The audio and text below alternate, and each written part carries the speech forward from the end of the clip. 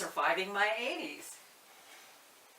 And today I want to talk about something that I don't have first-hand experience with, and I'm talking about colds. I have had colds, but I haven't had a cold for 7 or 8 years. So it's not something that I have, like I say, a lot of experience with. The last cold I had was just before I started taking some herb classes. And then after that, no more colds. So I want to talk about coughs, bad coughs. What can we do? So like I say, this is not first-hand experience, but I want to give you some things that supposedly book learning is.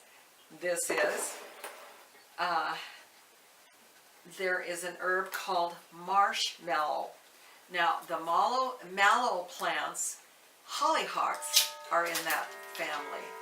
And everything on the hollyhock is edible. You can make tea out of the flowers, the root, the leaves, anything. Well, this is from that same family, the marshmallow, and all of us have probably seen it. Now, I don't know if this is it exactly, but you know that weed that grows out your back door, has the little round leaves, and it has a root that goes halfway to China? Chances are it's a mallow. And this particular one, the marshmallow, is very soothing. So that is why this hopefully will be used for a bad cough or a sore throat.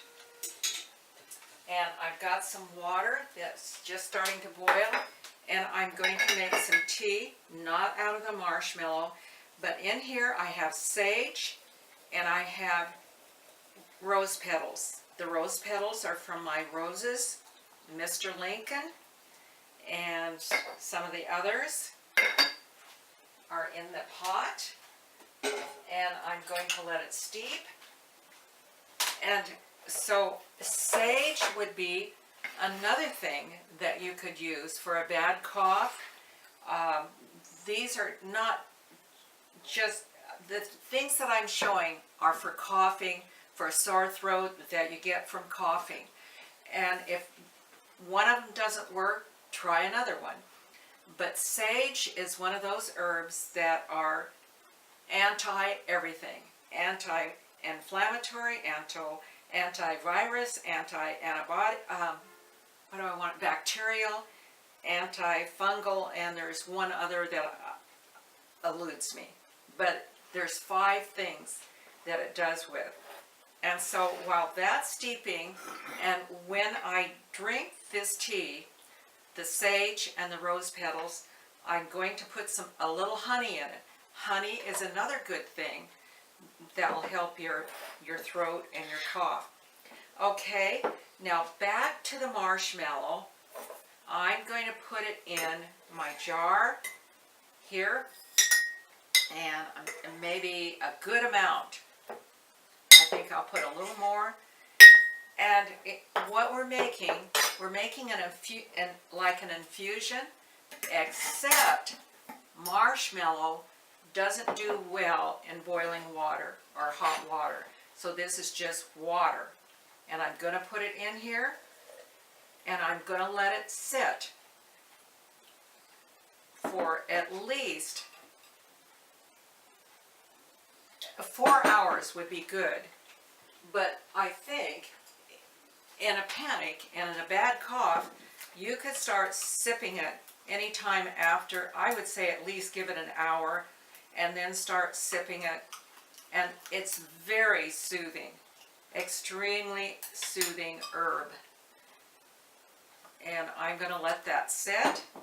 And what I'd like to do on it is mark what time I put it on, so I know when I can start sipping it. So I'm putting the time, and there we go. We'll have that later on. Okay, another thing, you could make yourself a cup of licorice tea. That would be good. I don't have licorice. Licorice is something that people with high blood pressure should not especially use, but if you have high blood pressure and you want to use it 1 or 2 times, it's just don't do it habitually. Don't make a real thing of using it quite often. And then the other thing that would even help is California poppy herb. And I have that, and what I would do with this one, I would make it into a tincture and take it by the dropper full. And a dropper full is whatever that first squeeze that goes up into the dropper. So those are just some of the things that you could do for that bad cough. And if you have a bad cough and you try any of these, let me know, because what I'm telling you is not from experience. That I would like to know if they really work. So there you have it. And then I want to make just a little bit of correction on what I said the other day. Gypsy Girl has started laying. She's laid 2 eggs, and it just amazes me. We had the house, in the house that she stays, we had the nest installed already and all ready to go. And she went in there all by herself and laid it in the nest she was supposed to lay in. And she's done it twice, and when she gets done, she tells me, I've laid an egg. You can hear and tell us, and it's really sort of neat. So I'm really thrilled about her, but when I talked about culling the chickens, I made the statement of, because I was able to dress my chicken. Anyway, I talked about a good cook, and you don't have to know how to dress a chicken to be a good cook, but to be a good cook, you should have good food, and that, I think, was the point I'm making. We need good food to start with, and so when I was felt good when I was able to dress that chicken. So with that, I'll let you go. And I hope today you don't have a bad cough. But if you do, try some of these things. Let me know how they work with you.